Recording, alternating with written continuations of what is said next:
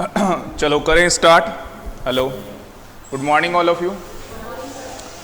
तो बेटा हम लोग सैलरी का जो चैप्टर था हमारा, सैलरी हम लोगों ने स्टार्ट किया था, ठीक है। और आज इसकी लास्ट क्लास होगी।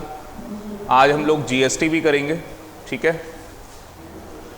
और जीएसटी में आपको बहुत इंटरेस्ट आएगा। क्यों आएगा इंटरेस्ट? क्योंकि आपका जो जीएसटी है वो कितने मार्क्स का है, वेटेज क्या है उसकी? 50 मार्क्स की, 50 मार्क्स की वेटेज है, इंक्लूडिंग कस्टम। तो 5 से 10 नंबर का कस्टम आ जाएगा। अब होता क्या है कि जो हमारा जीएसटी 50 मार्क्स का है, अभी जीएसटी नहीं पढ़ा रहा, उसका सिलेबस थोड़ा सा कम है। और जो इनकम टैक्सेस होता है उसका सिलेबस बहुत ज़्यादा है। तो लग रहा है ना कि अब ज़्यादा सिलेबस है, मार्क्स देखा जाए तो कम है 50, और यहाँ क्या है, सिलेबस कम हो गया, मार्क्स 50 है। तो थोड़ा सा फोकस एरिया इसके अंदर रखना जीएसटी के अंदर, ठीक है। तो सेकंड हाफ में हम लोग स्टार्ट करेंगे। चलो, सैलरी में हम लोगों ने कहा था कि हमें 3 चीज़ें ऐड करनी है। सैलरी, आवाज़ लगाओ, अलाउंस और परक्विजिट, तीनों प्लस करेंगे तो ग्रॉस सैलरी आ जाएगी, ठीक है। इसको ना बोतल को हटा दो यहाँ से, आप नज़र नहीं आओगे ढंग से। बीच में ये नज़र आ रही, हाँ ये ठीक है। तो अपने पास ग्रॉस सैलरी आ जाएगी, और उसके बाद ग्रॉस सैलरी आने के बाद हमें 3 डिडक्शन माइनस करनी है। स्टैंडर्ड डिडक्शन 50,000 रुपीज़, स्टैंडर्ड आपको पता है 50,000 रुपीज़ है, ठीक है। और entertainment allowance only government employ, already हम लोग कर चुके हैं। प्रोफेशनल टैक्स मैंने थोड़ा सा बताया था, एक प्रैक्टिकल क्वेश्चन करूंगा, क्लियरिटी आ जाएगी। एक तरीके से हम तीनों कर चुके हैं, बस एक प्रैक्टिकल क्वेश्चन करेंगे जिसके अंदर ये तीनों है ना, क्लियरिटी आ जाए, और हमारी इनकम निकल के आ जाएगी सैलरी की। तो आज जो टॉपिक करना है हमें, वो कौन सा करना है, पेज नंबर 20 निकाल लो। और मेरी बुक जो है वो कंप्लीट हो गई है, तो मैं आज पेन ड्राइव में इनको दे दूंगा, वेडनेसडे को आपको पूरा स्पायरल मिल जाएगा, ठीक है। हाँ, इनकम टैक्स की और जीएसटी के सारे एमसीक्यू क्वेश्चन वो एक ही में करके दे रहे, सही है वो, क्योंकि आपको बुक एक ही लेके आनी पड़ेगी। फिर हम लोग जीएसटी भी स्टार्ट कर रहे हैं साथ के साथ। 20 पेज नंबर 20 आप लोग निकाल लो।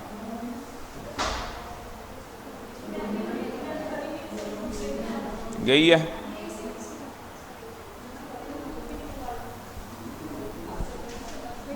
इसमें हमने ये मूवेबल एसेट कर लिया था ना, ये याद रखना था। कंप्यूटर और इलेक्ट्रॉनिक होगा, गरिमा तो 50% है, मोटर कार 20% डेप्रीसिएशन चार्ज करना है, और अदर एसेट्स के ऊपर 10% चार्ज करना है। उसके बाद आ गया यहाँ पे profit in lieu of salary.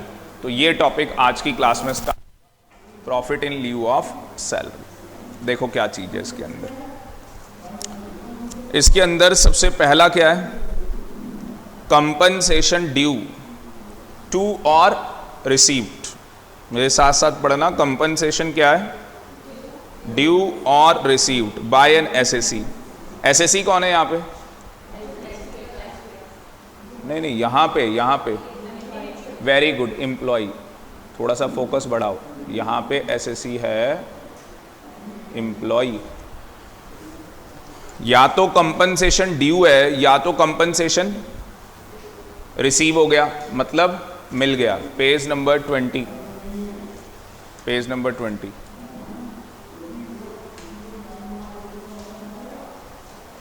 तो या तो कंपनसेशन क्या हो गया, हाँ जी, या तो कंपनसेशन क्या हो गया है, ड्यू है, या तो कंपनसेशन रिसीव हो गया है, किससे, एम्प्लॉयर से, या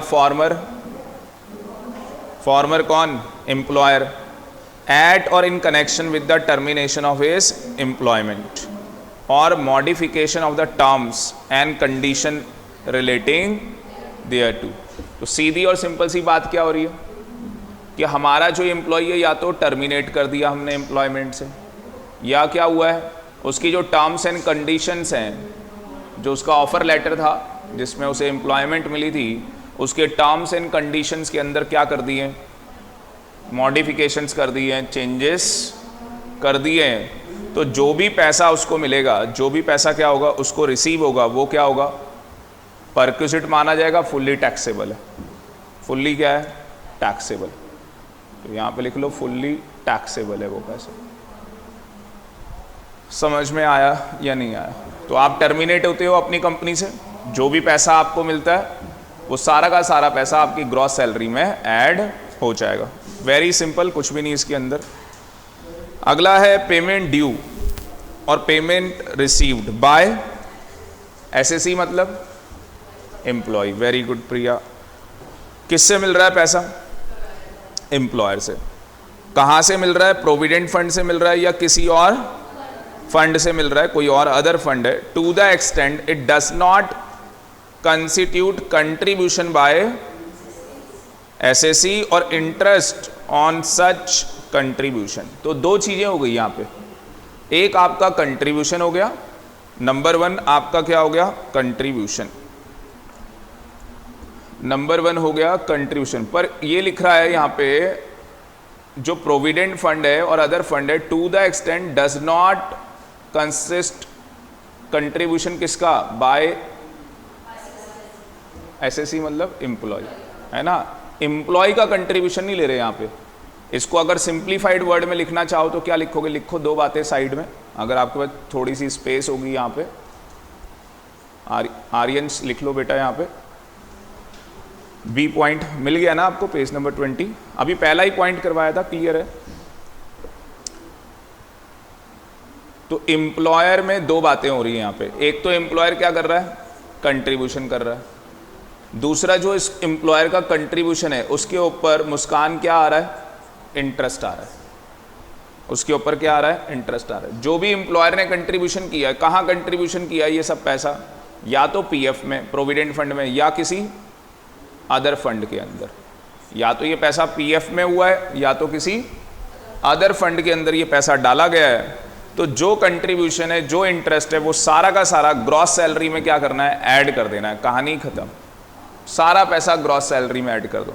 याद रहे एम्प्लॉय का नहीं है ये पैसा, है ना, एम्प्लॉय से बिलोंग नहीं करता, एम्प्लॉयर ने कर रखा है। कोई भी सम आपको रिसीव्ड हो रहा है की मैन इंश्योरेंस पॉलिसी के अंदर। अब बच्चे के दिमाग में आया सर ये की मैन इंश्योरेंस पॉलिसी क्या होती है? मुकेश अंबानी रिलायंस इंडस्ट्री में क्या है, एमडी है, मैनेजिंग डायरेक्टर। क्या मुकेश अंबानी बहुत ही इंपॉर्टेंट पर्सन है रिलायंस इंडस्ट्री के लिए? बहुत ज़्यादा इंपॉर्टेंट है। अगर बाई चांस उसके साथ कोई मिस हैपनिंग हो जाती है, क्या उससे कंपनी को लॉस होगा या नहीं होगा? कंपनी को लॉस होगा उससे। थोड़ा सा गरिमा इधर हो जाओ हल्का सा। उससे कंपनी को क्या होगा बेटा, लॉस होगा। जब कंपनी को लॉस होगा तो कहीं ना कहीं जो रिलायंस की इंडस्ट्री है उसमें डाउनफॉल आ जाएगा। हम नहीं चाहते कि किसी भी इंडस्ट्री के अंदर इस तरीके से डाउनफॉल आए और किसी भी इंडस्ट्री को इस तरीके से लॉस हो। तो कंपनी को बोला गया है कि आप लोग क्या कर सकते हो, जो आपके की मैन है, की मैन समझते हो ना, की का मतलब समझते हो ना, चाबी है, और वो कोई ना कोई क्या है, पर्सन है, उसकी क्या कर लो, इंश्योरेंस पॉलिसी कर लो। और इंश्योरेंस पॉलिसी करने से क्या होगा, इन केस उसके साथ कोई मिस हैपनिंग होती है, डेथ हो गई उसकी, तो कंपनी को क्या मिल जाएगा, एक हैंडसम अमाउंट मिल जाएगा इंश्योरेंस का, करोड़ों पैसा मिल जाएगा। मतलब कि आने वाले 5 साल तक उसकी डेथ से जो कंपनी को नुकसान होता वो सारा का सारा पैसा कहाँ से मिल जाएगा, इंश्योरेंस पॉलिसी से मिल जाएगा। देखो एक आदमी इंश्योरेंस पॉलिसी क्यों कराता है, 20 साल की मान लो इंश्योरेंस पॉलिसी ली है, 2 साल के बाद उस बंदे के साथ मिस हैपनिंग हो जाए तो उसकी फैमिली को क्या होते हैं, वो 40 लाख 50 लाख जो भी बताया जाता है पैसा वो मिलता है, प्रीमियम कोई पे नहीं करना पड़ता, सारे बेनिफिट्स मिल जाते हैं। तो कहीं ना कहीं फैमिली फाइनेंशियली सपोर्टेड तो रहेगी।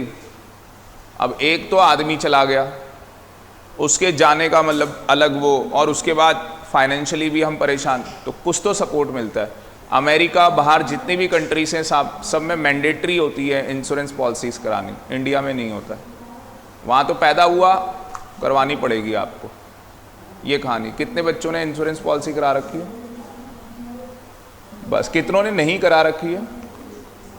ठीक है, क्लास के बाद बात करते हैं, ठीक है। मैं कोई इंश्योरेंस एडवाइज़र नहीं हूँ, मतलब कि भाई पॉलिसी लेनी कैसे लेनी क्या करना, वो तो आप ले लेना जब लेनी हो।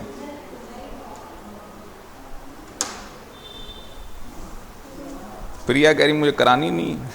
अच्छा जी, उसके बाद देखो, अच्छा मैं ऐसी कुछ भी बोल रहा हूँ। डी पॉइंट में देखो क्या कह रहा है, डी पॉइंट के अंदर डी में क्या कह रहा है, हाँ जी, अमाउंट ड्यू टू और received by any SSC from any person before his joining any employment with that person or after cessation of his employment with that person। क्या मतलब है इसका, डी वाले की इंटरप्रिटेशन बताना।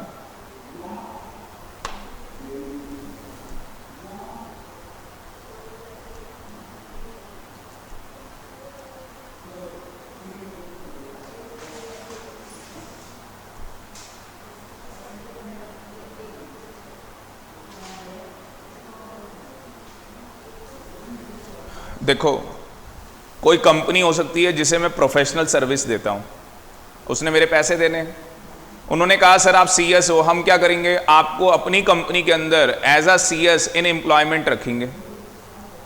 पहले मैं क्या कर रहा था, उनको आउटसोर्सिंग सर्विस दे रहा था, मतलब एक प्रोफेशनल एडवाइस सर्विसेज दे रहा था मैं उनको।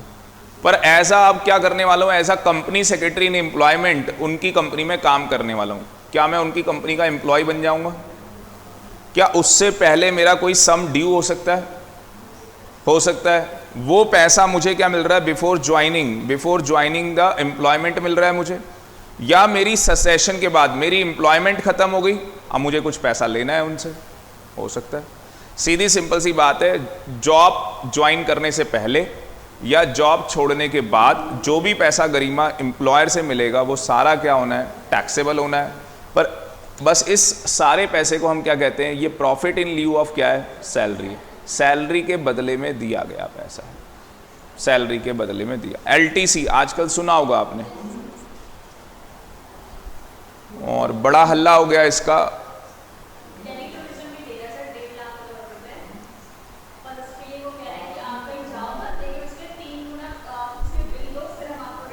हाँ, तो ये बड़ा इसका हल्ला हो रहा है और बहुत मतलब हो रहा है कि भैया एलटीसी होना चाहिए, लीव ट्रैवल कंसेशन, लोगों को घूमने फिरने जाना चाहिए, ठीक है ना। तो एलटीसी नाम से leave travel concession granted by employer. यहाँ पैसे कौन दे रहा है, एम्प्लॉयर दे रहा है। किसको दे रहा है, एम्प्लॉय को दे रहा है। कब दे रहा है, या तो उसकी एम्प्लॉयमेंट में या उसके रिटायर होने के बाद। आ गई बात समझ में। और बोला क्या गया है, द एसएससी कैन क्लेम। अब इसके अंदर बातें कितनी हैं इसके अंदर, हाँ जी 3 बातें हैं इसके अंदर। कितनी बातें, 3 बातें, अगर आपको ध्यान से नज़र आ रहा होगा तो टोटल इसके अंदर 3 बातें। ये देख रहे हो आप, 8 जो पॉइंट है ए बी सी। अब सपने देखने स्टार्ट कर दो। क्या सपना है कि हम एक कंपनी में काम करते हैं, जॉब करते हैं, और हमारा जो कौन है, एम्प्लॉयर है, वो हमें क्या कहता है कि मैं तुम्हें एलटीसी दे रहा हूँ, घूम के आओ, अपनी वाइफ और बच्चों के साथ घूम के आओ, मैं तुम्हें पैसे दे रहा हूँ। या तो हम हवा में उड़ के जाएंगे, मतलब एयर से, हाँ जी, और या तो कहाँ, जहाँ से रेल जाती है, मतलब कि कहाँ कहीं घूमने जा रहे हो तो जाने का मोड क्या होता है, एयरलाइंस बुकिंग करवाओगे, रेल से जाओगे, बस से जाओगे, कैब बुक करा ली या जो भी हायर कर ली कोई, और क्या चल के जाओ, घूमने जा रहा हूँ चल के, ये कौन सा घूमना हुआ, ठीक है। तो अगर आप हवा में उड़ के जाते हैं, हवा में उड़ने का मतलब आपको पता लग गया, आपने एक फ़्लाइट बुक करवाई, अपनी प्लेन बुक करवा, प्लेन मत नहीं मतलब प्लेन की टिकट बुक करवा ली है, ठीक है। उसका इकोनॉमिक फेयर किसका, नेशनल कैरियर का। कौन है national carrier, Air India. Hindustan की जो एयर इंडिया है वो नेशनल क्या है, कैरियर है। उसका क्या देखना है, शॉर्टेस्ट रूट। तो आपको कहाँ से जाना था, दिल्ली से मुंबई, आपको जाना था दिल्ली से मुंबई। हम एयर इंडिया का फेयर चेक करेंगे। एयर इंडिया का मान लो फेयर है 8,000 रुपये, रफली मैं बता रहा हूँ, ठीक है, अब देखने मतलब कुछ भी हो, मैंने बोल दिया, रफली बता रहा हूँ। तो 8,000 रुपये क्या है, फेयर है भाई। अब दिल्ली से मुंबई का ये एयर इंडिया का फेयर है, पर मान लो कि असली में आप जो टिकट करवा रहे हो वो इंडिगो से करवा रहे हो, स्पाइस जेट से करा रहे हो, किसी और अदर एयरलाइन से करा रहे हो, ये भारत सरकार की है, आप उसके अलावा किसी और से भी तो करा सकते हैं। अब मान लो वहाँ का फेयर 10 है, आपके एम्प्लॉयर ने कितना पैसा दिया आपको, उसने 10 दिया भाई। ये जो लिमिट है ये सब तो इनकम टैक्स की है ना, ये लिमिटें किसने बना रखी हैं, इनकम टैक्स ने। आपका एम्प्लॉयर तो कितने पैसे देगा, उसने बोल दिया प्लेन की टिकट बुक करा ले, तो वो तो भाई जितना आपका प्लेन का खर्चा होगा वो सारा दे देगा आपको, 10,000 रुपये दे देगा। इनकम टैक्स वाला क्या कहेगा, है हाँ 2,000 रुपये टैक्स लूंगा, 8,000 रुपये तेरा एग्जम्प्ट कर रहा हूं। ये देखो कहीं पे एग्जम्प्ट लिखा होगा, आपका पैसा एग्जम्प्ट हो जाएगा, पर पूरे 4 कैलेंडर ईयर में 2 जर्नी का पैसा एग्जम्प्ट होना है। ये बताऊंगा 4 कैलेंडर ईयर क्या कहानी। आ रही है कुछ बातें समझ में? हाँ वो 4 असली में ना कैलेंडर ईयर बने हुए हैं, कैलेंडर ईयर के क्या है, ईयर बने हुए हैं कि ये कैलेंडर ईयर है। अब मान लो चलो ऐसे ही, अभी क्या चल रहा है 2021, तो 2017, 18, 19 और 20, 4 साल हो गए। इन 4 साल में कितना एलटीसी फ्री है आपका, एग्जम्प्ट है मतलब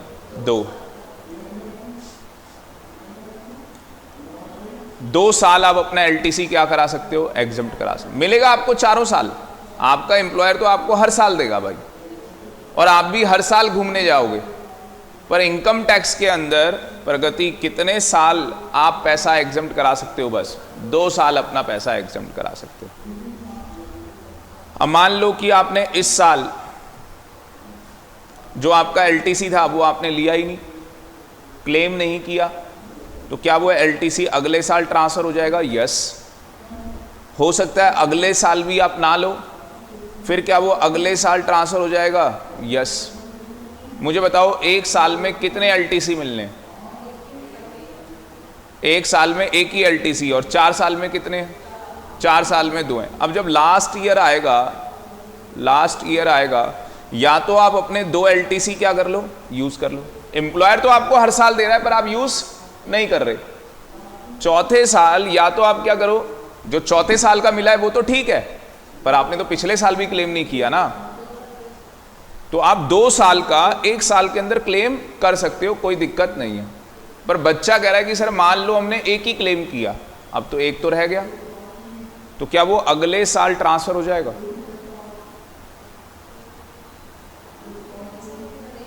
एक यूज कर लिया है चौथे साल, 1 रह गया है, क्या 1 ट्रांसफर हो जाएगा?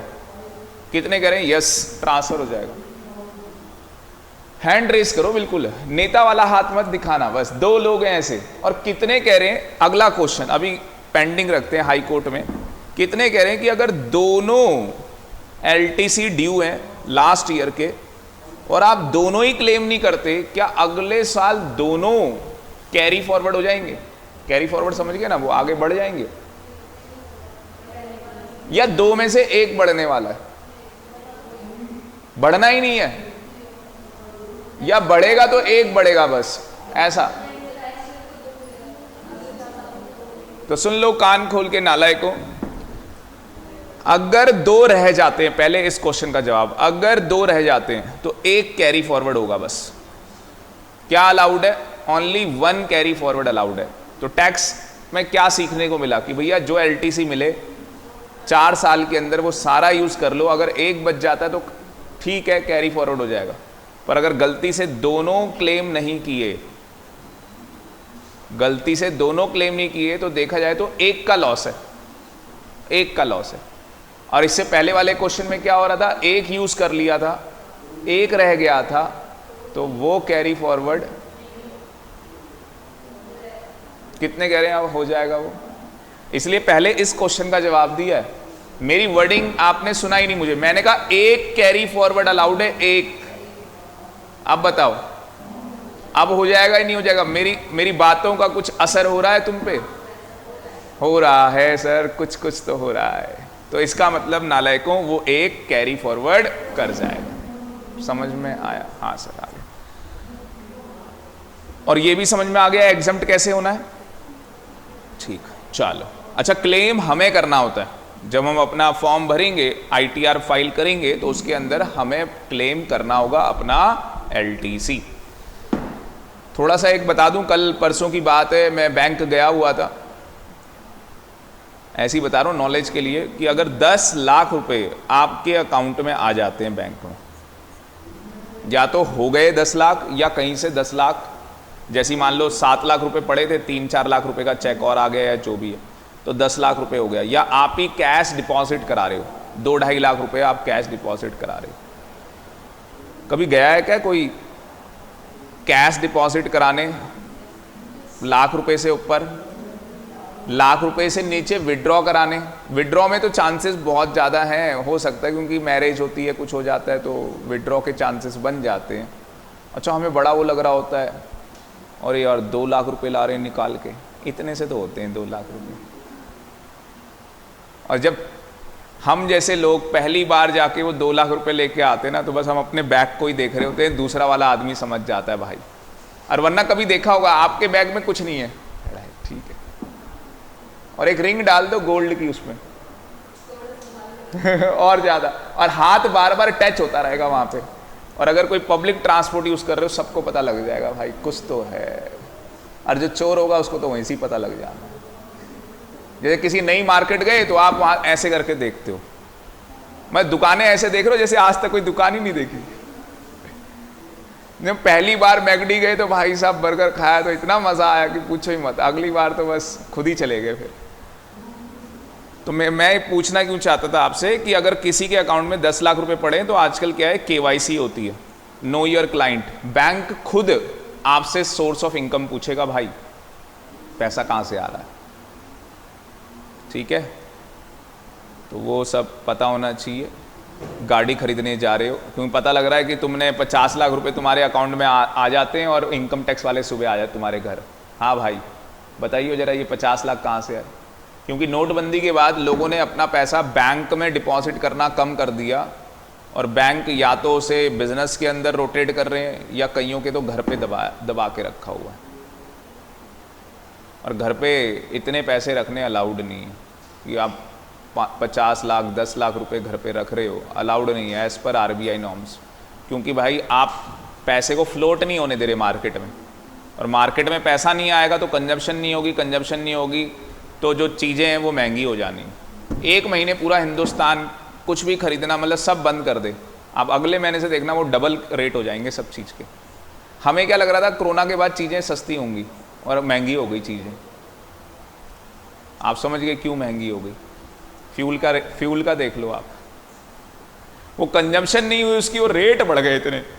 ये तो ऐसे काम करने थे, स्टोर करके रख लेता हर महीने 10-10 लीटर अब यूज़ करेंगे। जिनकी बड़ी गाड़ियाँ होती है जैसे BMW, तो 45 लीटर की टंकी होती है भाई, 4 BMW तो ले वो भाई साहब भर के ही रखो पूरी।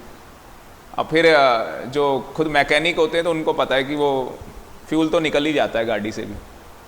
बाइक से तो आपने देखा ही होगा कैसे निकलता है, गाड़ियों से कितनों ने देखा है कि मतलब फ्यूल कहाँ, अच्छा चलो तुम्हें नहीं, तुम्हें पूछेंगे कहाँ से निकलता है फ्यूल? नहीं, गाड़ी का फ्यूल कहाँ से निकाला था? हाँ, फ्यूल कहाँ से निकाला वो पूछने वाला था मैं। हाँ, गाड़ी का फ्यूल कहाँ से निकाला?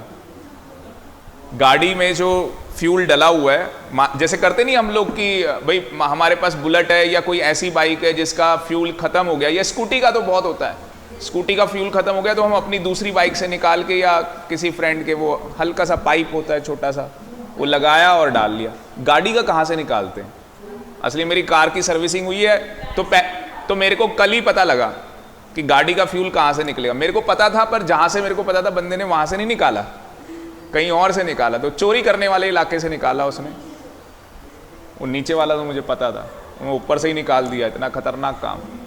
वो ऊपर की तरफ ना जहाँ इंजन लगा वहाँ एक छोटा सा पाइप लगा हुआ है, और जो छोटा सा पाइप लगा हुआ वो निकालना है, और कार स्टार्ट नहीं करनी, बस ऑन कर दो, ऑन करने का मतलब वो डिजिटल मीटर दिखना, बस वो फ्लो स्टार्ट हो जाएगा और बोतल भर जाएगी। और गलती से स्टार्ट कर दी तो ऐसे बहने लग जाएगा और थोड़ी देर में तेजी से, थोड़ी देर के बाद एकदम से। तो मुझे तो बस ये पता था वो टंकी से ही निकलता है, कार की टंकी से ही हाँ, तो कार की जो टंकी होती है मुझे ये पता था कि वो निकालनी पड़ती है, क्योंकि इतना आसान नहीं। अब टंकी निकालने में तो टाइम लगेगा ना भाई, पाइप निकालने में टाइम नहीं लगता। जैसे अच्छा आपको बाइक जो लोग चलाते हैं, ठीक है, अब लड़का एक ही है, मतलब हम दो ही हैं, तो बाइक का फ्यूल टैंक भी कई बार क्या है, मान लो खराब हो गया, किसी बेवकूफ़ ने डीजल डाल दिया, किसी बेवकूफ़ ने वो डाल दिया, इंजन ऑयल डाल दिया उसमें। हमारा होता है नई बाइक के साथ हो गया था, भाई गया तो रास्ते में ही फ्यूल खत्म हो गया, उसने मैकेनिक को बोला फ्यूल खत्म हो गया डाल दे, उसने क्या डाल दिया, इंजन ऑयल या पता नहीं कुछ डाल दिया उसने, और टंकी पूरी खराब हो जाती है। फिर उसको क्लीनिंग कराओ, तो भाई फिर वो पाइप से नहीं होता काम, वो टंकी साफ होती है अलग से, टंकी का ही वो अलग से निकाला जाता है। तो टंकी निकाल के साफ करना और पाइप से निकालना डिफरेंस है। आज आपको भी पता लग गया नया। अच्छा ठीक है, पता लग गया अब। तो मेरे को तो नहीं पता था कि कार का भी आगे से एक पाइप लगा होता है, वहां से निकल जाता है, ठीक है ना। आप में से और कितनों को नहीं पता था, ठीक है। तो चलो मेरे को कल पता लगा, आपको आज पता लग गया, चलो बढ़िया है। ये समझ में आया? हाँ जी। तो अगर फ्लाइट का टिकट बुक करवाओगे तो किसका फेयर चार्ज करना है हमें? नेशनल कैरियर का, और नेशनल कैरियर एक ही है, एयर इंडिया, ठीक है। और वो भी उसका शॉर्टेस्ट डिस्टेंस, ये नहीं कि आप दिल्ली से पहले कन्याकुमारी जाओगे, फिर जम्मू कश्मीर जाओगे, फिर आसाम जाओगे और फिर आओगे मुंबई, चलो जी। वो कह रहे ये क्या है भाई, शॉर्टेस्ट डिस्टेंस के जो पैसे होंगे वो माने जाएंगे। आपने कितने लिए, ठीक है जी, वो तो कहानी अलग है, पर जो शॉर्टेस्ट होंगे हम वो एग्जम्प्ट करने वाले। दूसरा क्या आ गया, आप कहां से जा रहे हो? अब रेल की टिकट करवा ली भाई आपने, और जब रेल की टिकट करवा ली आपने तो उसके अंदर क्या हुआ है? हाँ जी, उसके अंदर बताओ किसका लेना है? रेल की टिकट करा ली है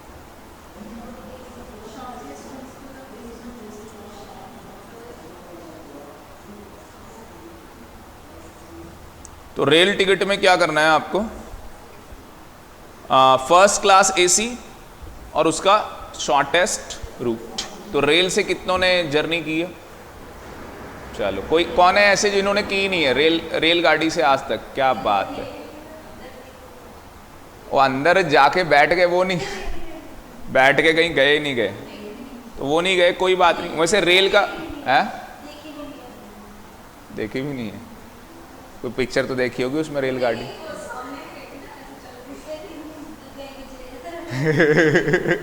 आज दिखा के लाए से, ठीक है, यहीं पे तो है ITO।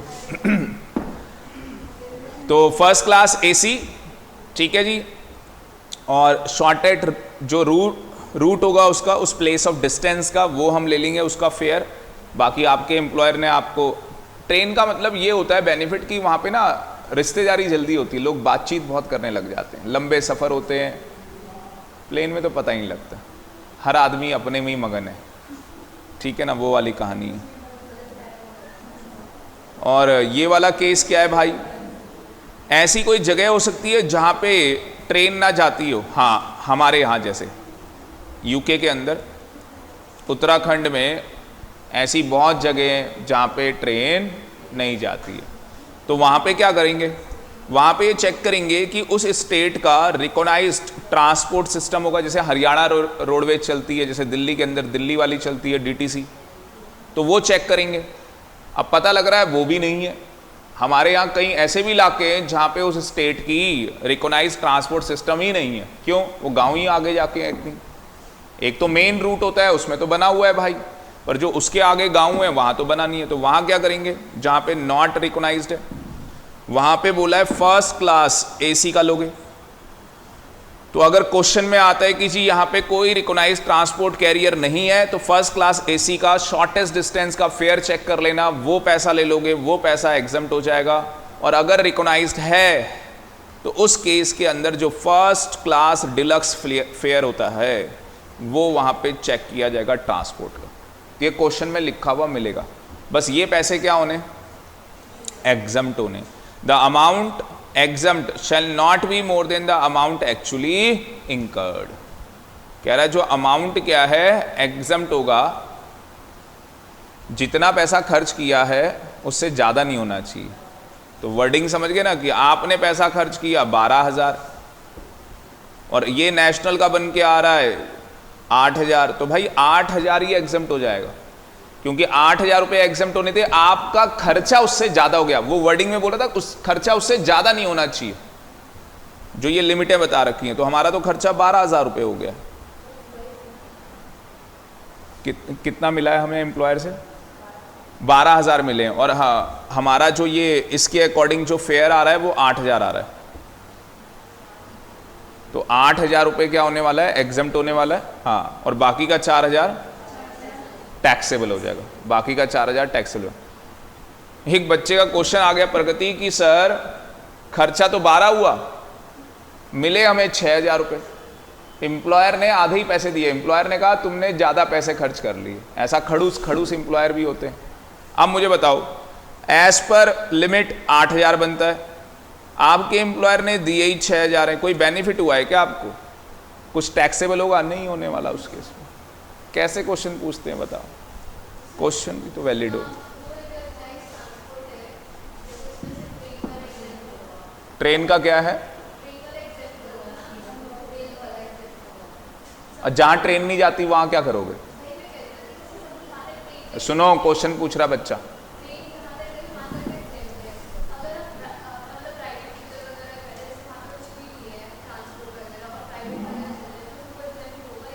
होगा ना, बोल तो रहा है। जहां तक ट्रेन जाती है वहां तक तो आप एसी का निकाल लोगे, फर्स्ट क्लास एसी। और जहां पब्लिक ट्रांसपोर्ट ही रिकॉग्नाइज नहीं है वहां का, अगेन एसी का देख लोगे। ट्रेन जो होती है, रेल जो होती है, उसका फेयर चेक कर लोगे, फर्स्ट क्लास एसी का फेयर क्या है। अरे यार, आप अपना एग्जाम्पल में खर्चा ही बता दो ना, क्या हो गया। चलो, आप यहां से निकले, कहीं गए, यहां तक ट्रेन जाती थी, ट्रेन का कितना खर्चा था फर्स्ट क्लास एसी का? फर्स्ट क्लास बोल रहा हूं, आप किस में गए, थर्ड टायर एसी में गए, उससे हमें क्या मतलब। फर्स्ट क्लास एसी का कितना खर्चा होता था, मान लो 2,000 रुपये। आपने कितना खर्चा किया, एम्प्लॉय ने मान लो 3,000 रुपये खर्चा किया उसने। लिमिट क्या है, 2,000। उसके बाद आप आगे और गए, भाई आगे आपको और जाना था, वहां कोई भी पब्लिक ट्रांसपोर्ट नहीं है और ना ही कोई रिकॉग्नाइज ट्रांसपोर्ट है उस स्टेट का। तो भाई उस केस के अंदर आप अगेन फर्स्ट क्लास एसी का खर्चा चेक करोगे। उसका खर्चा मान लो 5,000 है, मान लो, ऐसे ही हम तो एक सीख रहे हैं बस, 5,000 रुपये उसका खर्चा। आपके खर्चे 6,000 रुपये हो जाते हैं, ये एम्प्लॉय ने पैसा खर्च कर दिया। तो आपकी लिमिट क्या बन रही है, एक तो ये मिलेगा आपको 5, एक तो आपको ये 2 मिलना है। 7,000 से ज़्यादा आप एग्जम्प्ट नहीं करा सकते। टोटल आपको कितना मिला है, 3 और 6 9, तो 9 में से 7 एग्जम्प्ट, 2,000 रुपये आपका टैक्सेबल। आप समझे, लिमिट निकालनी ना आपने, तो सिंपल सी तो कहानी है, आप लिमिट निकालो, कहानी खत्म। सर हमारा उससे ज्यादा पैसा खर्च हो गया, हमें एम्प्लॉयर ने वो पैसा दे दिया, तो जो बाकी बचेगा वो टैक्सेबल हो जाएगा, सिंपल। अगला क्या आ रहा है भाई, ये इंपॉर्टेंट है। ये क्या है, tax paid by employer on non monetary perquisites received by employ. Non monetary का मतलब क्या, जो काइंड में हो, जो काइंड में दिए गए हो। अगर कोई भी ऐसा पैसा जो एम्प्लॉयर ने काइंड में दिया है वो नॉन मॉनेटरी परक्विजिट है, रिसीव्ड बाय एम्प्लॉय, और ऊपर कहीं पे भी कवर नहीं हुआ जहां जितने भी अभी तक हमने पढ़े, तो however such tax is not exempt, ये पैसा एग्जम्प्ट नहीं होता। Such tax paid shall not be forming a part of employ gross salary. दो बातें इसके अंदर, दो बातें। क्या कह रहा है, टैक्स पेड, वर्ड देखा आपने, टैक्स पेड, इसको हाईलाइट कर लो, बाय एम्प्लॉयर,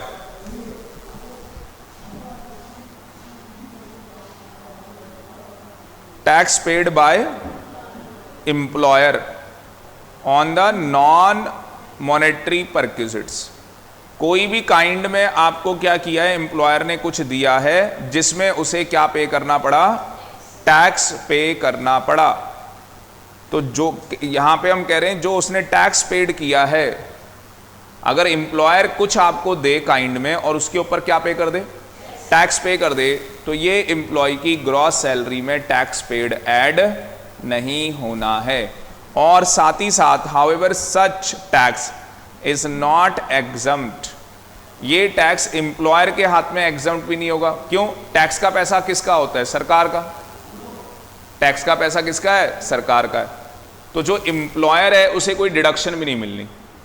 तो अगर क्वेश्चन में आ जाए एम्प्लॉयर ने क्या किया, कोई टैक्स पे किया है, क्या किया है, कोई टैक्स पे किया है, ना आपको ग्रॉस सैलरी में ऐड करना है, ना एम्प्लॉयर के उसमें कुछ होने वाला। वैसे ये चैप्टर किसका है? एम्प्लॉय का।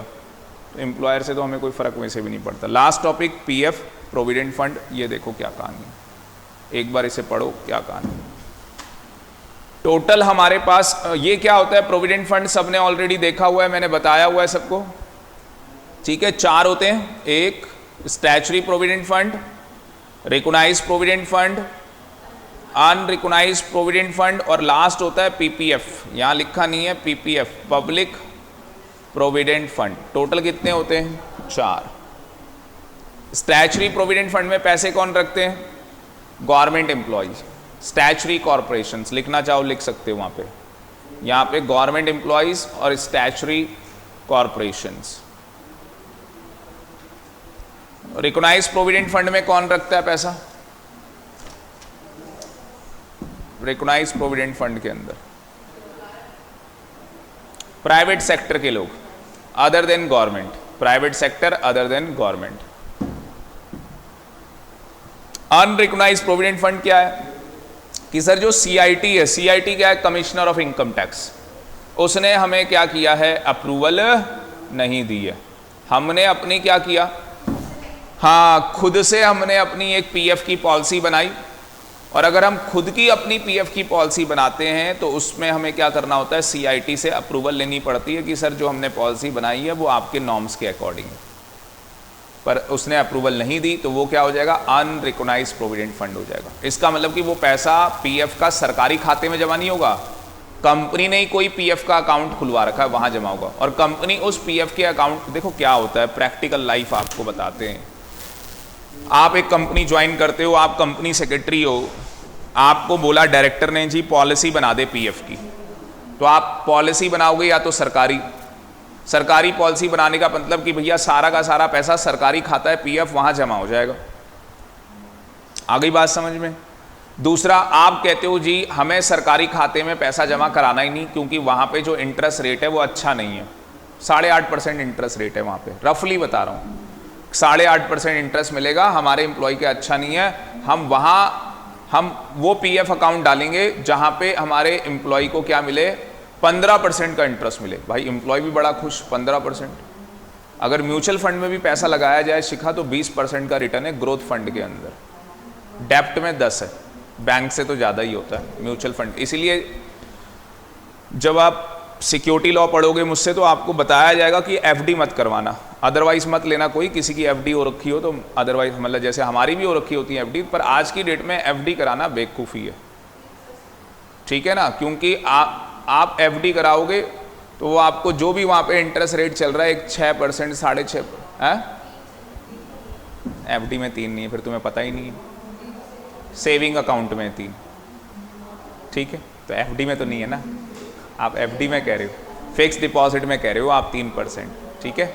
हाँ तो गलत, वो आपको गलत बता दिया है कि 3% मिलेगा, 3% पापा अपनी जेब में रखने वाले, ठीक है? तो कम से कम, मैं तो कल ही करा के आ रहा हूँ एक, वो छोटी मोटी चलती रहती है, तो मैं तो आपको मिनिमम बता रहा हूँ कि 6.5% तो मिनिमम है, बाकी सीनियर सिटीजन है तो 6.75 चला जाता, मैं एक रफली बात कर रहा हूँ, ठीक है ना? 7.25 कितने डेज का है? हाँ तो टाइम पीरियड भी है ना उसके ऊपर, ठीक है? टाइम पीरियड के, क्योंकि जो मैं कल करा के आया हूँ उसके ऊपर 6.25 उल्टा, 6.5 भी नहीं है, क्योंकि वो नंबर ऑफ टाइम क्या है, वो 1 साल का ही है। हाँ तो देखो ये डिफरेंस आता है, ठीक है? तो मैं एक रफली आपको बताया, 3 तो है ही नहीं बेटा, 3 होगा तो कोई भी नहीं कराएगा, है? 2.5 से 2.5% से 10 डेज। तो वो जो आप समझ रहे हो वो गलत है, क्योंकि ये आप यहाँ देख रहे हो ना, आप कौन सा बैंक बताया आपने? हाँ, तो इनको फ़ोन करके पूछो कि 10 साल का इंटरेस्ट रेट क्या दोगे एफडी का। हाँ हाँ, नहीं 5.5 भी नहीं होगा, उससे भी ज़्यादा जाएगा। और जो अगर करा लेना 5.5 में वो बेवकूफ़ है। बोलो क्यों, सोचो, बोलो क्यों। हाँ, तो फिर एक बार बताओ, पैसा किसका है? कस्टमर का। और अगर आप ऐसे बेवकूफ़ बन रहे हो, भाई एक चीज़ मुझे बताओ, मुझे तो नहीं लगता आज की डेट में कस्टमर इतना बेवकूफ़ है कि अगर, और मुझे नहीं लगता कि बैंक भी इतने बेवकूफ़ होंगे, वो भी बड़े स्मार्ट हैं। तो मुझे नहीं लगता कि जो वहाँ डाटा शो हो रहा है वो सही है कि भाई 10 साल के लिए 5.5% एक्सिस बैंक पे करेगा। डिनायल है मेरी तरफ से, नहीं कर सकता वो पे। वेबसाइट्स में कभी मत जाओ कि वेबसाइट्स क्या कर रही हैं। और दूसरी बात, जैसे हम लोग ऐप यूज़ करते हैं, बहुत फ्रॉड होते हैं इसके अंदर, तो इससे कोशिश करो कि आप कम से कम ऐप यूज़ करें।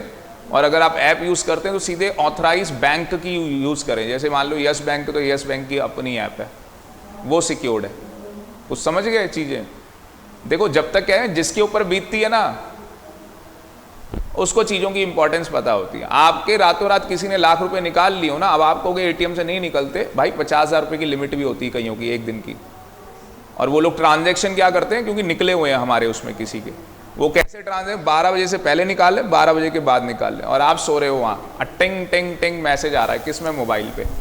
अब पता लगता है कि भाई ट्रांजैक्शन हुई है और आपके पैसे निकल गए लाख रुपये अकाउंट से, आप सोए हुए हो। अभी आपने देखा होगा बीच में सबके एटीएम कार्ड भी चेंज हुए, वो चिप वाले एटीएम कार्ड्स बने, तो चिप लगी हुई है उसमें। आपने सुना होगा एटीएम मशीन के अंदर फ्रॉड हुए, वो कैमरे लगा रखे हैं, क्लोन बना लिया जाता है आपके कार्ड का, या आपके कार्ड का सारा डेटा हैक कर लिया जाता है। आज भी ऐसे लोग हैं, आप देखो इंडिया है, इंडिया में अवेयरनेस बहुत कम है, आज भी ऐसे लोग हैं इंडिया के अंदर जो अकाउंट डिटेल मांगो ना, वो अपनी पासबुक की फ़ोटो खींच के दे देते हैं, मैं पूरे अकाउंट के पैसे निकाल लूँगा, तुम कर भी नहीं पाओगे कुछ। कस्टमर आईडी से लेकर डेट ऑफ बर्थ सब होता है उसमें। ये जितने सरकारी बैंक होते हैं, SBI, PNB, तो इनकी पासबुक मिलती है आज भी, और वो एक पेज होता है पहला, उसमें सब डिटेल लिखी होती है। प्राइवेट बैंक में तो क्या, वो चेकबुक से मिल जाती है। तो कभी वो नहीं देखना चाहिए। हमारे पापा लोग ऐसे करते हैं, मेरे पापा ने किया था ऐसे, इसलिए मैं बता रहा हूँ आपको। ये तो है ही। असली में वो पहले वाले लोग क्या होते थे भाई, एक ट्रस्ट होता था सबसे बड़ा, ईमानदारी होती थी। आजकल कोई ईमानदारी नहीं, लोग फ्रॉड कर। मैंने कहा ना, मर्सिडीज़ की गाड़ी भी खरीदोगे तो काम करने वाले लोग तो क्या है, हम ही लोग बैठे हैं वहाँ पे, तो हमको पता है भाई, कर दे यार, इंडिया में ही चलानी है गाड़ी। तो बड़ा वो हो गया, कहाँ गए? तो यहाँ पे हम लोग क्या करते थे, तो स्टैचुटरी प्रोविडेंट फंड सरकारी हो गए एक तरीके से, रिकॉग्नाइज्ड प्राइवेट सेक्टर्स हो गए।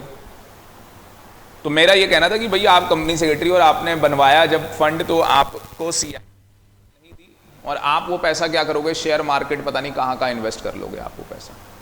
तो जब आप इधर उधर पैसा इन्वेस्ट करोगे और आपके पास क्या एक स्ट्रैटेजी है इन्वेस्टमेंट करने की उस पैसे को, तो कहीं ना कहीं मुझे ऐसा लगता है कि आप हायर रेट ऑफ रिटर्न लेके आओगे। अब 20% पैसा आप अर्न कर रहे हैं, अगर आप 20% अर्न कर रहे हैं, 15% अपने एम्प्लॉय को देना है, तो क्या जा रहा है? पर इनकम टैक्स वाला क्या कहेगा, वो सारे पैसे के ऊपर क्या लगाएगा, टैक्स लगाएगा। वो नहीं छोड़ने वाला, क्योंकि आप सरकारी खाते में PF का पैसा नहीं डाल रहे। ठीक, चलो अभी यहाँ पे आगे क्या है कहानी वो देखते हैं।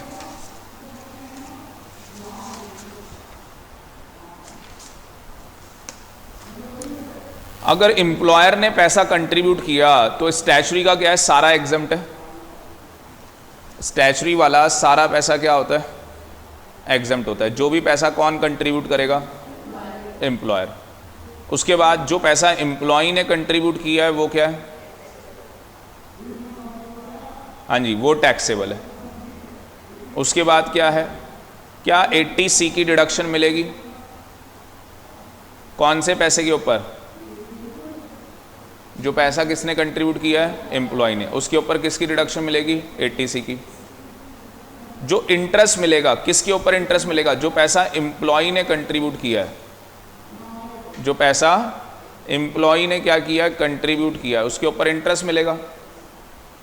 जो एम्प्लॉयर ने कंट्रीब्यूट किया है उसके ऊपर भी इंटरेस्ट मिलेगा। क्या वो पैसा भी एग्जम्प्ट होगा? यस। और जो लमसम पैसा मिलेगा वो भी क्या होगा, एग्जम्प्ट होगा। एक चार्ट बना लो,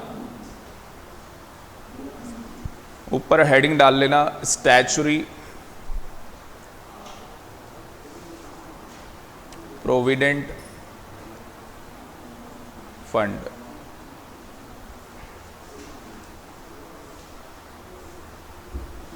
स्टैच्यूटरी प्रोविडेंट फंड।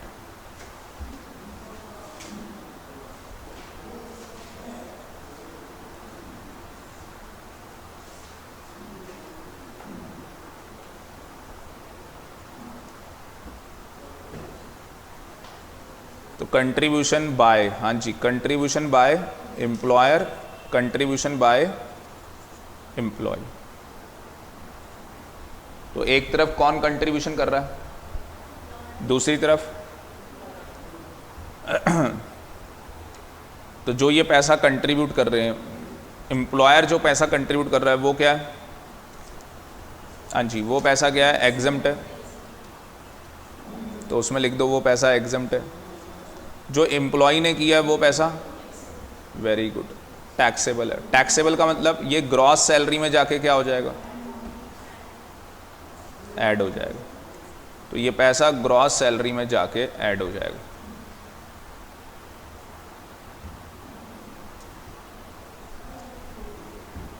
अब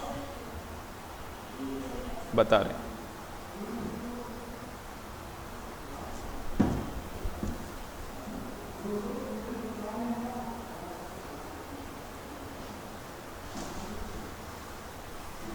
पहले टैक्सेबल में आ जाओ फिर आ रहे उसमें। अब जो पैसा एम्प्लॉयर ने दिया वो टैक्सेबल हो गया। मतलब एग्जाम्पल, आपकी जो सैलरी है, आपकी जो सैलरी है, मान लो साल में 20 लाख रुपए की सैलरी है, और इसमें जो आपको स्टैच्यूटरी प्रोविडेंट फंड का पैसा मिला है वो मान लो 5 लाख रुपए, साल का बता रहा हूँ मैं सब कुछ। तो आपकी ग्रॉस सैलरी कितनी होगी, 25 lakh. Any doubt? Gross salary कितनी होगी, 25 लाख रुपए। उसके बाद इसमें डिडक्शन मिलती है, कौन से सेक्शन में, सेक्शन 16 के अंदर 3 डिडक्शन होती हैं, वो सब मिलती हैं, ठीक है।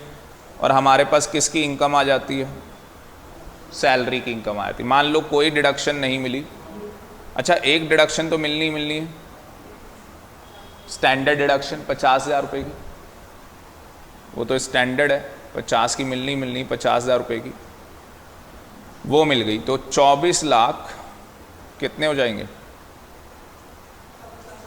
50,000। ये आपकी सैलरी इनकम आ जाएगी।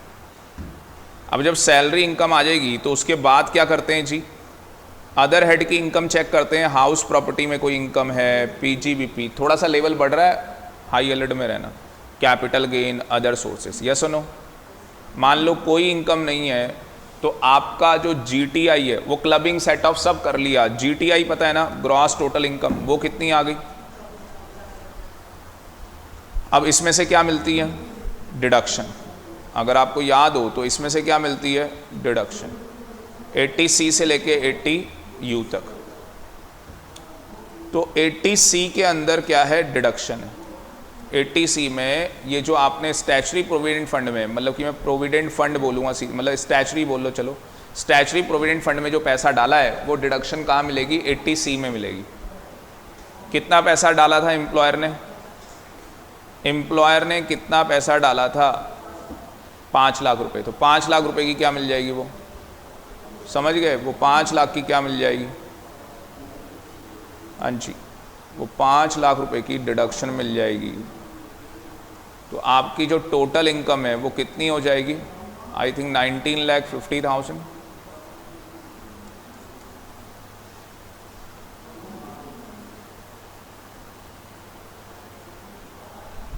कुछ कहानी समझ में आई?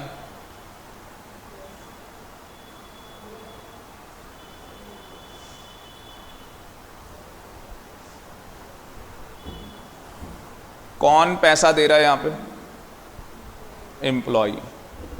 स्टार्टिंग में क्या कर दिया, वो पैसा ग्रॉस सैलरी में ऐड कर दिया और बाद में जाके 80C में उस पैसे की क्या मिल गई?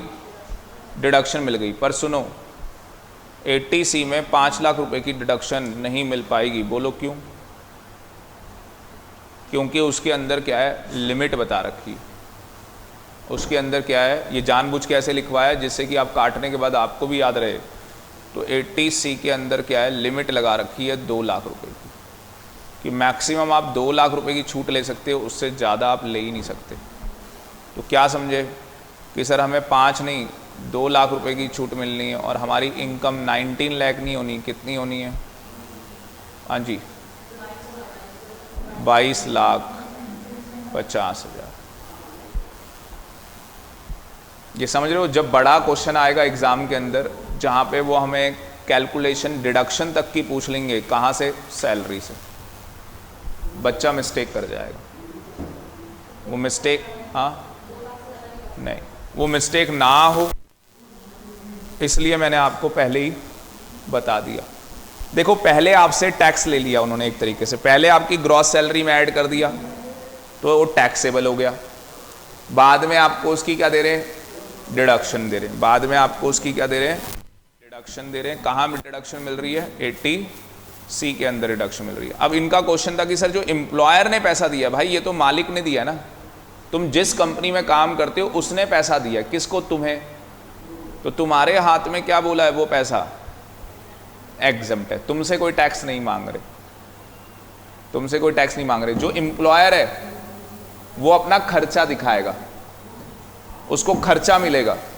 सेक्शन 36 के अंदर उसे वो खर्चा दिखाएगा, खर्चा क्लेम करेगा। आगे बात समझ में? और आप अपना यहाँ पे दिखाओगे कि जो मुझे पैसा मिला है वो क्या है? एग्जम्प्ट है। अब इन पैसों के ऊपर क्या मिलना है? इंटरेस्ट। चाहे वो एम्प्लॉई वाला पैसा हो चाहे एम्प्लॉयर वाला हो, इस पैसे के ऊपर क्या मिलने वाला है? इंटरेस्ट मिलने वाला है। और इंटरेस्ट का पैसा दोनों केस में क्या है? एग्जम्प्ट रखा गया। दोनों केस के अंदर ये पैसा क्या रखा गया? एग्जम्प्ट रखा गया। और एक लास्ट पॉइंट क्या है कि जो लमसम पैसा मिलेगा, लमसम समझते हो ना? अब तो अभी तो इस अकाउंट में पैसा जा रहा है, जो लमसम पैसा रिसीव्ड होगा किसको? एम्प्लॉय को, वो पैसा भी क्या रखा गया? एग्जम्प्ट रखा गया अंडर सेक्शन 10(11). ये सेक्शन पक्का लिखना, आपका एग्जम्प्ट रखा गया। तो याद करने का तरीका बताए क्या है? आप लिख लो एक बार जल्दी से, फिर मैं याद करने का तरीका सिखाता हूँ आपको। और न्यूज़ में आपको सुनने को मिलेगा ये तरीका जो मैं बताने जा रहा हूँ।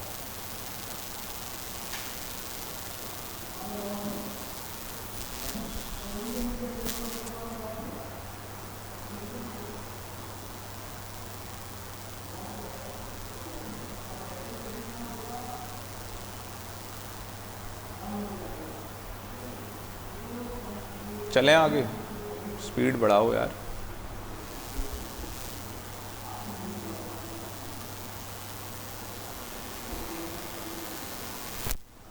इसका करक्स का मतलब निचोड़। करक्स क्या है? स्टैच्यूटरी प्रोविडेंट फंड का।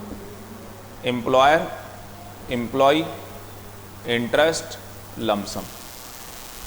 जो एम्प्लॉयर पैसे देता है वो एग्जम्प्ट, जो एम्प्लॉई है वो टी टैक्सेबल, बाद में क्या मिलती है? डिडक्शन। कहाँ? 80C। इधर इंटरेस्ट एग्जम्प्ट और इधर भी एग्जम्प्ट अंडर सेक्शन 10(11). क्या बोलेंगे इसे प्यार से? ETEE। और ETEE का मतलब होता है एग्जम्प्ट, टैक्सेबल, एग्जम्प्ट, एग्जम्प्ट। देखा जाए तो मैं यहाँ ये बोलता हूँ EEE है मुझे, यहाँ पे मेरे पास क्या है? EEE। जब पैसा जा रहा है तो भी एग्जम्प्ट है, उसके ऊपर इंटरेस्ट आ रहा है तो भी एग्जम्प्ट, और लास्ट में लमसम पैसा रिसीव कर रहा हूँ तो भी एग्जम्प्ट है। जहाँ EEE का बेनिफिट मिले उससे अच्छी चीज़ पूरे टैक्स में कोई नहीं होती। ये न्यूज़ चैनल में सुनने को मिलेगा कि ये एक ऐसा फंड है जिसमें EEE बेनिफिट है। तो किसको समझ में आता है? जिनको टैक्स की नॉलेज होती है। वरना वो कहते हैं क्या कह रहा है ये? EEE का बेनिफिट है मतलब जो पैसा गया कंट्रीब्यूशन में वो भी एग्जेम्प्ट हुआ, उसके ऊपर जो इंटरेस्ट मिला वो भी एग्जेम्प्ट हुआ, लमसम में जो पैसा मिला वो भी एग्जेम्प्ट हुआ। सर हमारे का क्या हुआ, जो हमने दिया था भाई वो पहले टैक्सेबल होना है, बाद में डिडक्शन मिल जानी। सिंपल हो गया याद करना, ट्रिपल टी और फिर लास्ट में अपने वाला याद रख लो। क्या ऐसे ही सारे बना सकते हो? इंटरेस्ट और एलएस का मतलब क्या है? लमसम। ठीक है, प्रिया को भी पूछना था। ठीक है, चलो अगला क्या आ रहा है भाई, ये समझे याद कैसे करना है। ट्रिपल ई है, ये ट्रिपल ई बेनिफिट है। पैसा जो डालेंगे वो भी एग्जम्प्ट है, इंटरेस्ट मिलेगा वो भी होगा, और लास्ट में जब पैसा लेंगे लमसम में रिसीव करेंगे वो भी एग्जम्प्ट होगा। अगला कौन आ जाएगा?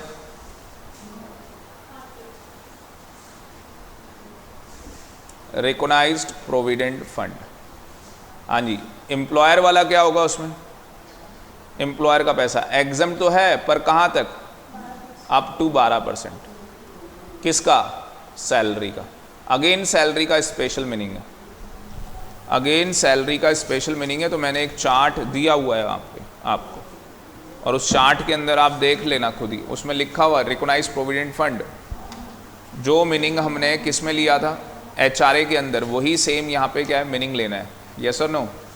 जो मीनिंग एचआरए में यूज़ किया था सैलरी का स्पेशल मीनिंग, वही यहाँ पे स्पेशल मीनिंग यूज़ होगा। DA basic salary plus DA forming part of retirement benefit plus commission percentage of turnover, वही यहाँ पे सैलरी लेनी है। एम्प्लॉय का पैसा क्या होगा? एम्प्लॉय का अगेन सेम, उसकी भी क्या मिलेगी? डिडक्शन मिलेगी। मतलब पहले टैक्स हो जाएगा, बाद में 80C में डिडक्शन मिल जाएगी। इंटरेस्ट के पैसे का क्या होगा? एग्जम्प्ट तो है पर उसके अंदर एक लिमिट है, अप टू 9.5% एग्जम्प्ट है पर एनम। तो पूरे साल का इंटरेस्ट कितना मिल रहा है आपको? पूरे साल में मान लो 15% का इंटरेस्ट मिल रहा है आपको, 15% आपको इंटरेस्ट मिल रहा है, तो एग्जम्प्ट कितना होना है? 9.5। तो ये 15% कितना मिल रहा था? मान लो 15,000। ये 15% कितना था? 15,000। तो 9.5 कितना होगा? 9,500 रुपये। ये एग्जम्प्ट हो जाएगा। बेटा ये एग्जाम्पल दे दिया क्योंकि जो 15% आ रहा है, जो 15% आ रहा है वो पैसा कितना है? 15,000 है। तो एग्जम्प्ट निकालने का ये तरीका है, ये एग्जम्प्ट निकालने का तरीका है। एग्ज़ाम MCQ है, आपको भी पता है, शॉर्टकट ट्रिक आनी चाहिए हमें, फटाफट कैलकुलेशन आनी चाहिए। और लास्ट क्या है? लमसम। लमसम में क्या होगा? एग्जम्प्ट हो जाएगा। यहाँ 10, 11 था, यहाँ पे अंडर सेक्शन 10, 12। Any doubt?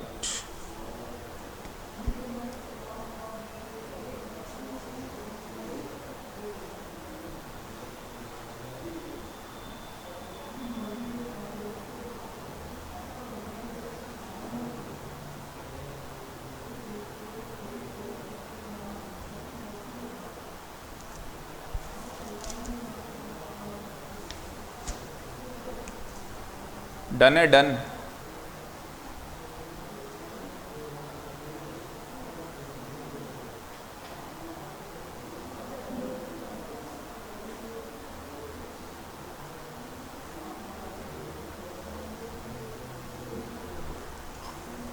इसके नीचे एक नोट लिख लो। किसका नोट है? प्रगति रिकॉग्नाइज्ड प्रोविडेंट फंड का एक नोट है, वो लिख लो। मैं नेक्स्ट पेज पे बना देता हूँ नोट। रिकॉग्नाइज्ड प्रोविडेंट फंड के लिए एक नोट है, और वो नोट क्या है भाई? 3 बातों का नोट है। तो चार्ट की फॉर्म में बना लो वो 3 बातें। जो लमसम क्या मिला है हमें? हाँ जी, लमसम अमाउंट क्या हुआ है? रिसीव्ड हुआ है। वो क्या है? Is exempt. एग्जम्प्ट है या नहीं है? अंडर सेक्शन 10, 12 के अंदर। पर उसमें क्या बोला है? 10, 12 comma if employee has rendered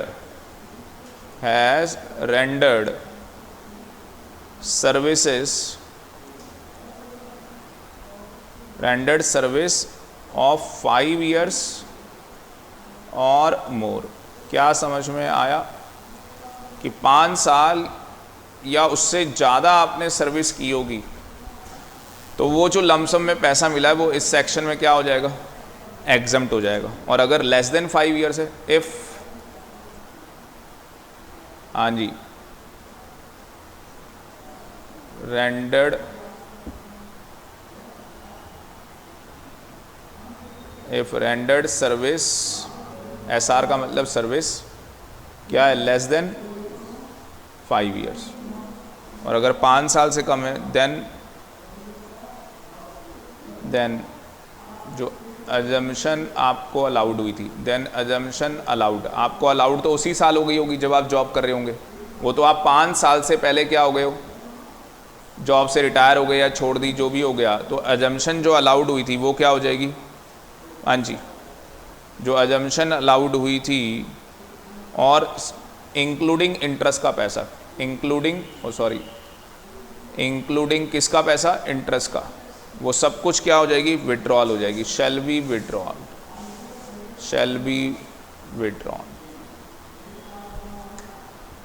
तो ये भी समझ में आ गई होगी बात कि अगर लेस देन 5 ईयर्स काम किया होगा तो जो अजम्पशन अलाउड हुई थी इंक्लूडिंग इंटरेस्ट का पैसा शैल बी विड्रॉन कर ली जाएगी, आपसे छीन ली जाएगी। बट इसकी क्या है, एक एक्सेप्शन है, तो तीसरी ब्रांच में लिखना एक्सेप्शन।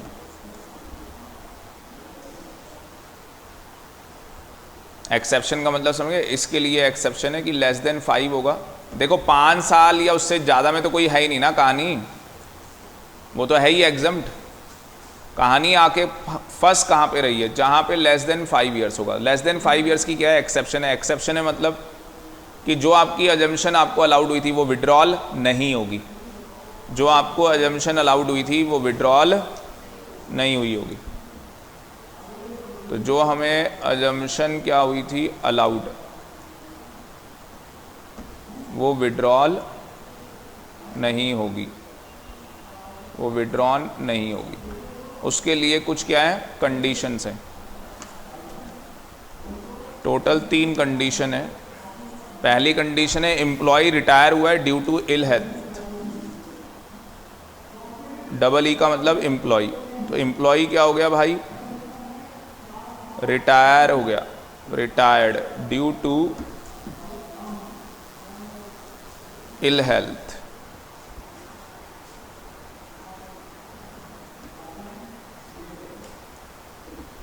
दूसरा क्या है, एम्प्लॉय रिटायर, एम्प्लॉय इसलिए रिटायर हो रहा है क्योंकि जो एम्प्लॉयर का बिजनेस है वो ही शट डाउन हो गया। तो retired due to shut down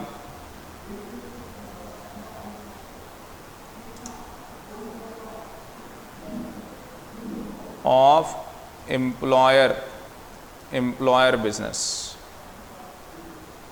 तो एम्प्लॉयर का बिजनेस ही वो हो गया। और तीसरा है जो एम्प्लॉई है has retired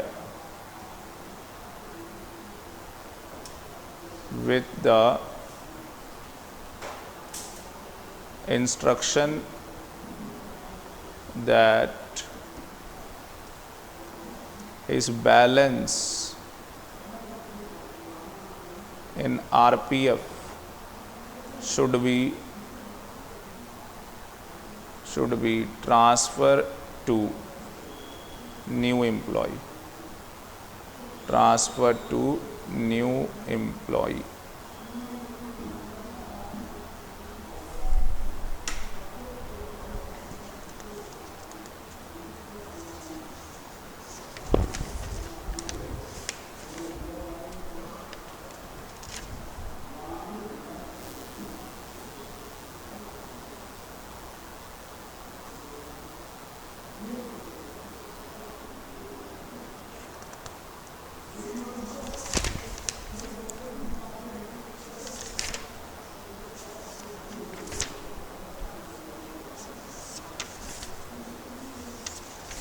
transfer to new employee, transfer to new employ.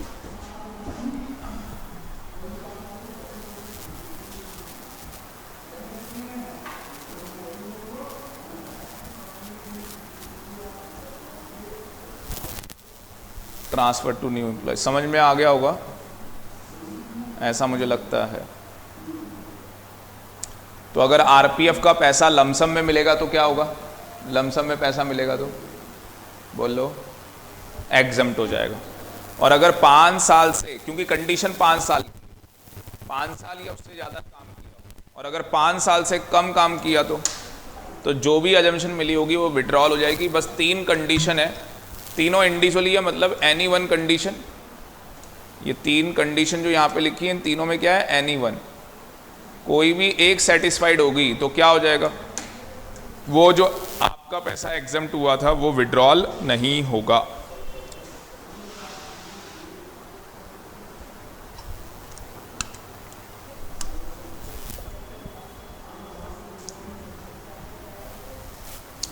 आप बीमार पड़ गए, क्या हुआ,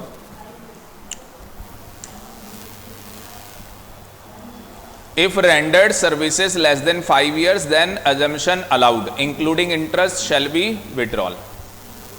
एक्सेप्शन क्या है कि ये जो assumption है वो विड्रॉल नहीं होगी अगर तीनों में से कोई भी कंडीशन सेटिस्फाई हो जाए। पहली कंडीशन क्या है कि एम्प्लॉय रिटायर, दूसरा क्या हुआ है, इल हेल्थ, कंडीशन लिखी,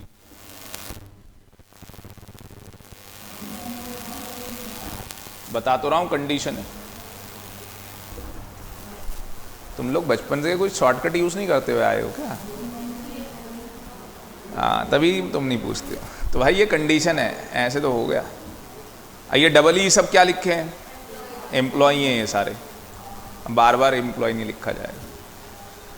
तो पहला बताओ क्यों रिटायर हो रहा है, बैड हेल्थ हो गई है उसकी। दूसरा क्यों रिटायर हो रहा है, भाई जो आपका एम्प्लॉयर है उसका ही बिजनेस शट डाउन हो गया, उसकी गंगा उल्टी बह गई। और तीसरा क्या हो गया है, क्योंकि आपको इंस्ट्रक्शन मिली है कि आपके पास जो बैलेंस पड़ा है आरपीएफ में वो कहाँ ट्रांसफर करना होगा, न्यू एम्प्लॉय के उसमें ट्रांसफर करना होगा। तो इसलिए आप अपना पैसा एक जगह से दूसरी जगह क्या करा रहे हो, ट्रांसफर करा रहे हो। तो वहां से पैसा विड्रॉ करोगे तभी तो जाके दूसरे एम्प्लॉय के उसमें ट्रांसफर,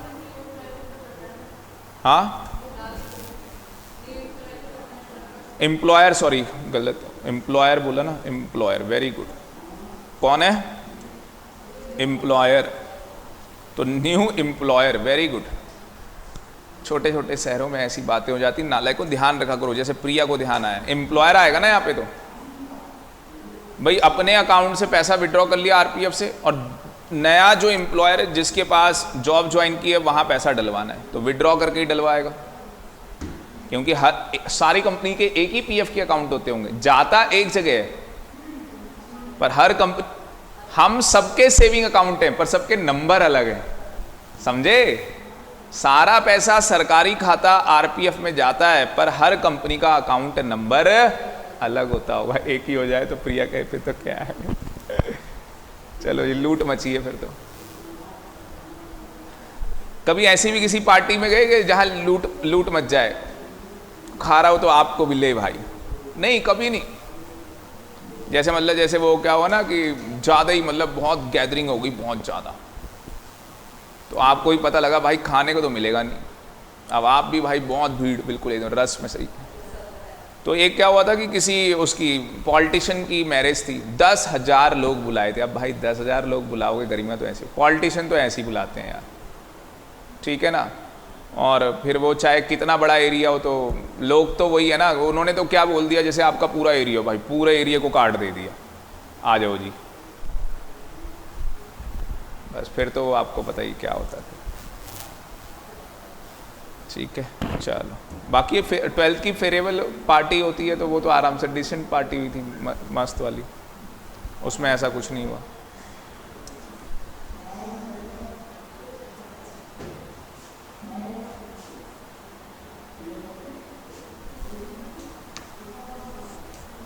कौन है, अनरिकॉग्नाइज्ड प्रोविडेंट फंड।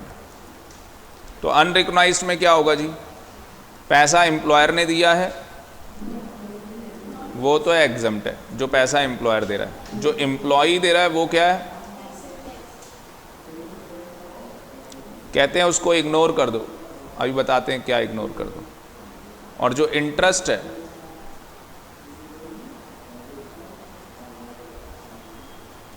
इंटरेस्ट में क्या बोला है?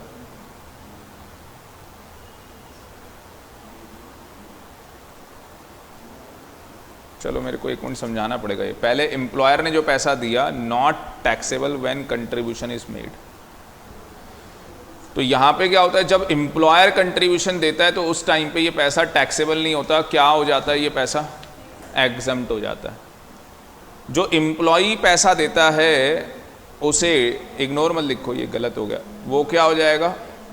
टैक्सेबल हो जाएगा। टैक्सेबल का मतलब समझिए ग्रॉस सैलरी में ऐड कर देना है। डिडक्शन 80C की डिडक्शन नहीं मिलेगी। इंटरेस्ट का पैसा, वो नहीं, इंटरेस्ट तो हो गया ना, नहीं डिडक्शन नहीं मिलेगी, सॉरी करेक्शन कर लेना, डिडक्शन नहीं मिलने वाली। और इंटरेस्ट का जो पैसा है वो क्या लिखा है? Not taxable when interest is credit. ये भी टैक्सेबल नहीं है ना, इंटरेस्ट का पैसा भी टैक्सेबल नहीं है। इसका मतलब टैक्सेबल नहीं है तो क्या है? एग्जम्प्ट है। सिंपल सा। पहला किसने किया कंट्रीब्यूशन? एम्प्लॉयर ने। लिखा है ना आपके नोट्स में सब। एम्प्लॉयर ने जो कंट्रीब्यूशन किया वो एग्जम्प्ट हो गया, एम्प्लॉय ने जो किया वो टैक्सेबल हो गया। डिडक्शन मिलेगी ही नहीं, डिडक्शन मिलेगी ही नहीं। इंटरेस्ट का पैसा एग्जम्प्ट हो जाएगा। लमसम की कहानी, लमसम की कहानी क्या है? तो इधर लिख लो lump sum, S L U S लिख लो, LUS का मतलब लमसम। लमसम की कहानी क्या है भाई? जो एम्प्लॉयर का पैसा है वो इग्नोर कर देना है। इग्नोर का मतलब होता है कुछ करना ही नहीं है। जो इंटरेस्ट का पैसा है, इंटरेस्ट का, वो टैक्सेबल कर देना। कहां पे? अदर सोर्सेस के अंदर।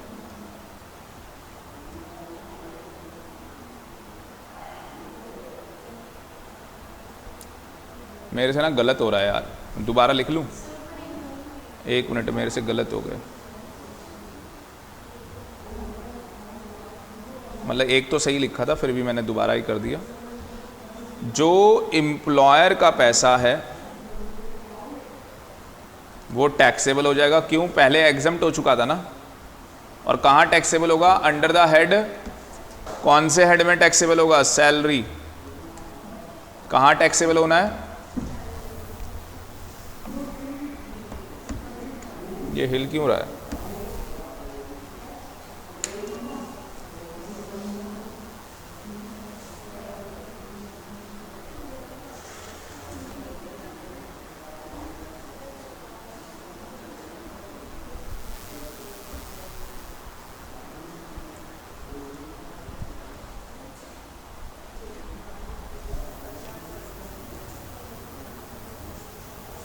इधर भी है क्या इसके पीछे कुछ?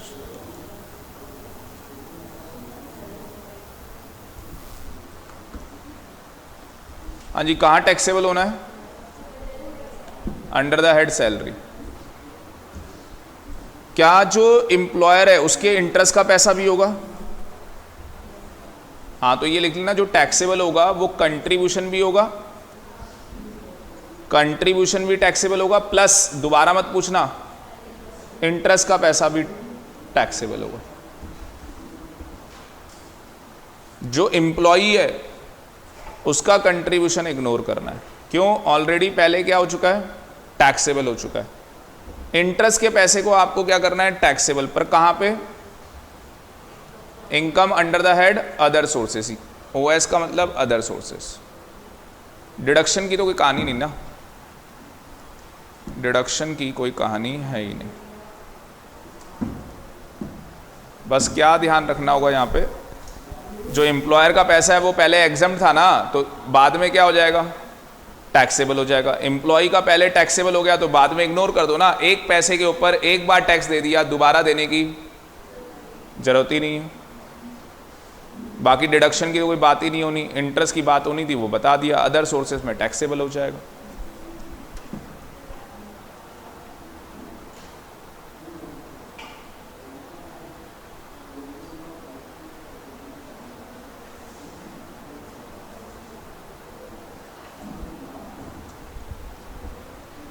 और लिखो, एक नई हेडिंग डालना, नई हेडिंग। हाँ, ये प्रोविडेंट फंड वाला टॉपिक खत्म। सुपर एन्युएशन फंड, कई कंपनी में ये भी करवाया जाता है। तो इसके अंदर बोला गया है जो एम्प्लॉयर कंट्रीब्यूशन करेगा वो पैसा एग्जम्प्ट है अप टू 1,50,000 पर एनम। जो एम्प्लॉय कंट्रीब्यूशन करेगा उसे इग्नोर कर देना है, कुछ करना ही नहीं, पहले लिख लो। और इंटरेस्ट का पैसा एग्जम्प्ट, और जो लमसम पैसा है LUMS का मतलब लमसम, वो भी एग्जम्प्ट है 1013 के अंदर, अंडर सेक्शन 1013।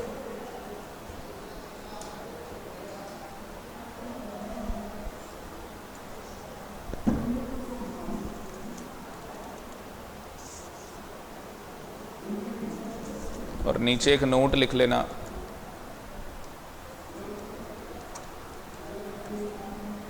अगर अनअप्रूव्ड सुपर एनिवेशन फंड आ जाता है, अनअप्रूव्ड सुपर एनिवेशन फंड, तो उसका ट्रीटमेंट सेम एज URPF, जो URPF में आपने ट्रीटमेंट किया है वही सेम ट्रीटमेंट होना है।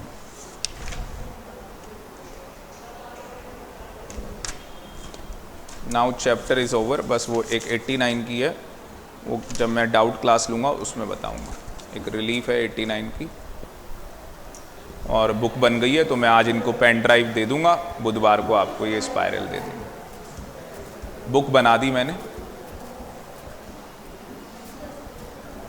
उस स्पायरल के अंदर आपको पूरा क्या बोलते हैं MCQ क्वेश्चन मिल जाएंगे सारे, पूरे इनकम टैक्स के, पूरे GST के, और बाकी चैप्टर्स के नोट्स। चैप्टर के जो नोट्स होंगे वो पूरे नहीं होंगे अभी, पूरे मतलब कि 5 हेड के होंगे, बताया था आपको, उनमें से PCP हेड का नहीं है, उसके अलावा 2 चैप्टर दिए मैंने अलग से। हाँ, क्या कह रहे हो?